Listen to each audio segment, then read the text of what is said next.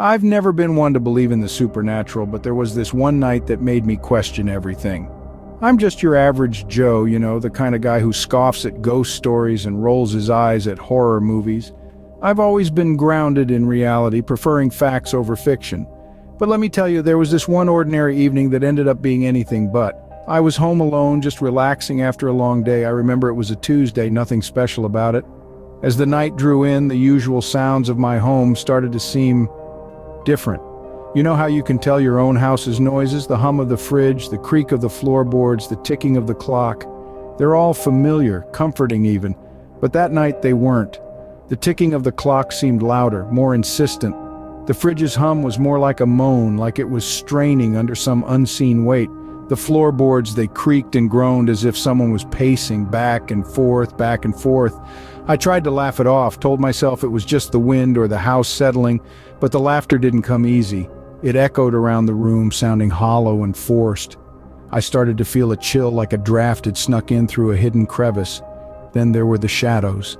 They seemed to dance and flicker in the corners of my eyes.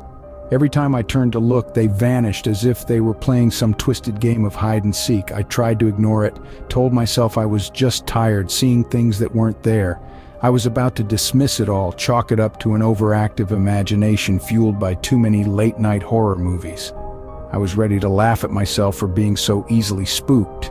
But then, just as I was about to shrug it off as my imagination, I heard it. A clear, distinct whisper right in my ear.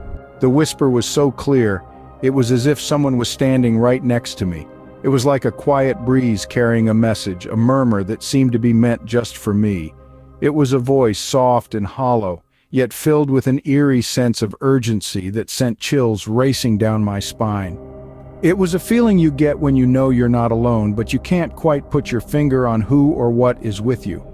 I looked around, my eyes darting from one corner of the room to the other, but I found nothing. Nothing but the flickering shadows cast by the dim light of the solitary lamp in the room. I tried to shake it off, to convince myself that it was just my mind playing tricks on me. After all, it was late, and I was alone, and the mind has a funny way of inventing things when you're in such a state. Yet there was something that told me this wasn't just my imagination. It was the way the whisper seemed to linger in the air, the way it seemed to resonate within the very walls of the room. It was the way the shadows seemed to move, to shift and twist in a way that shadows cast by a lone lamp just don't. It was the way the air seemed to grow colder, the way the silence seemed to grow thicker. I tried to rationalize it, to come up with a logical explanation. Perhaps it was the wind, or maybe the house settling. Perhaps it was just the product of a tired mind and a late night. But the more I tried to convince myself, the more the strange occurrences continued. The whispers grew louder, the shadows more restless, the air colder. The fear began to creep in, a cold dread that started in the pit of my stomach and slowly spread throughout my body. It was then I felt a cold hand brush against my neck, sending me into panic. I was alone in the house, but I felt a presence, a chilling presence that seemed to be watching me. It wasn't just a feeling, it was an instinct, a primal fear that gripped me and refused to let go. The air around me felt heavy, as if I was underwater, and although I tried to shake it off as my imagination, the sensation was inescapable. I started to notice odd things. The creaking of the house, normally so familiar, now sounded ominous. Rooms that I had walked through 1,000 times now felt alien and foreboding. Every shadow seemed to move. Every corner seemed to hide something sinister. The very walls of the house seemed to pulse with an unseen energy. The fear began to consume me. I tried to ignore it, to convince myself it was all in my head. But the more I tried to push it away, the more it clawed its way back. The feeling of being watched, of being hunted, grew stronger with each passing moment. It was as if the house itself had turned against me. I decided to face it. I couldn't live in fear in my own home. So I began to investigate room by room, the living room, the kitchen, the bathroom. Each room felt more unsettling than the last. I could feel the presence growing stronger, the chill in the air becoming more intense. I moved from room to room, my heart pounding in my chest. Each creak of the floor, each rustle of the wind outside seemed to echo my growing fear. The house was alive with an eerie silence, a quiet that seemed to whisper of hidden horrors. As I approached the last room, the feeling of dread was almost unbearable. The door seemed to loom before me, an ominous barrier between me and the unknown. I reached out, my hand shaking, and turned the knob. But what I found in the last room, it was something I was not prepared for. I pushed open the door, my heart pounding in my chest. I felt like a stranger in my own home as I stepped into a room I had never seen before. A chill ran down my spine, a sensation of cold dread washing over me. The room was dimly lit, the single bulb flickering sporadically, casting eerie shadows that danced on the worn-out wallpaper. I felt a lump in my throat as I looked around. The room was filled with old furniture, covered in a thick layer of dust as if it hadn't been touched in years. I could hardly breathe, the musty air filled with an overwhelming sense of unease. But it was what I found in the room that truly terrified me. On the rickety wooden table, there were personal items that belonged to me. There was my old high school yearbook, pages turned to my photos, my name highlighted in a chilling red.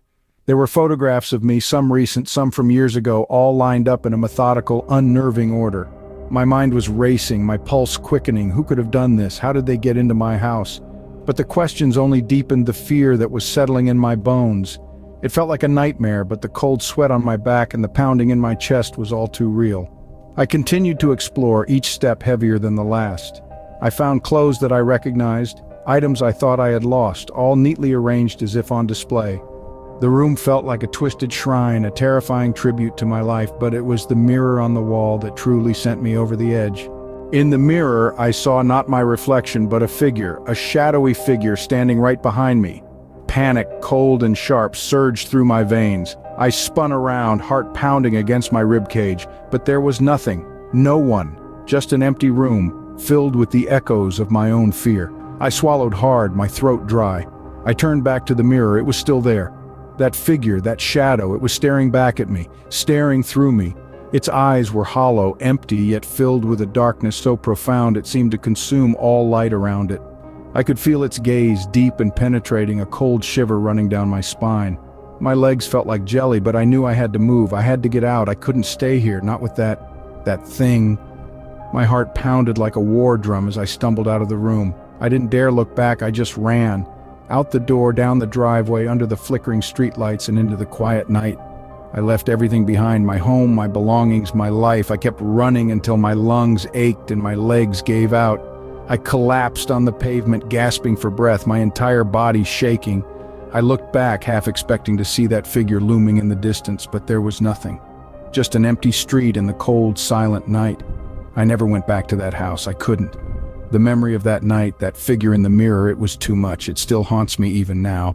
Sometimes in the deep, quiet hours of the night, I can still feel its gaze. I can still feel that cold shiver running down my spine. And sometimes when I'm alone in the quiet, I can still hear that whisper in my ear. That was the last time I ever set foot in that house, but sometimes when I'm alone in the quiet, I can still hear that whisper in my ear.